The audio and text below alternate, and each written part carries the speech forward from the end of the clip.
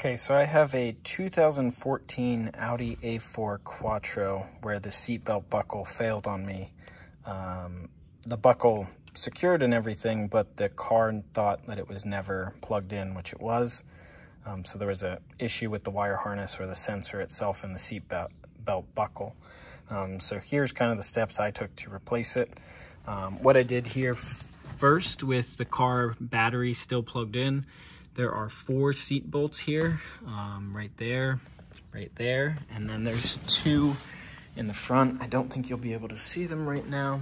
Yeah, they're covered over, but there's 2 in the front here underneath the covers at the very front portion. I basically loosened and removed all of those those bolts, and then I slid the seat as far forward and leaned the seat back as far as I could get it to go back so that I could actually remove the headrest. And you do that by leaning the seat back, and then you push in this region of the seat, and that will unlock a special button to allow you to pull the headrest out. And then after that, I slid the seat as far forward on the rails as I could get it. And I then had a second set of hands help me to pick up the seat from where the bolts are secured, and I think there's some pins in there. I slid it forward maybe another inch and a half, and then I actually had the second set of hands lean the seat out the driver's side door, and that gave me access to replace the bolt on the seat belt itself. So this is the bad one, and I had an issue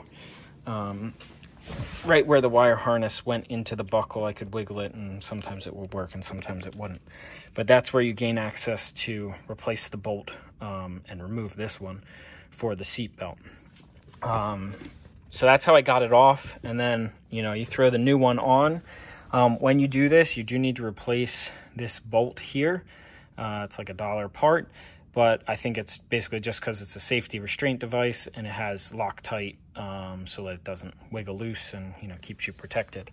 And that is a M8 triple square drive, and that gets torqued to 33 Newton meters, which I think is about 25 foot-pounds.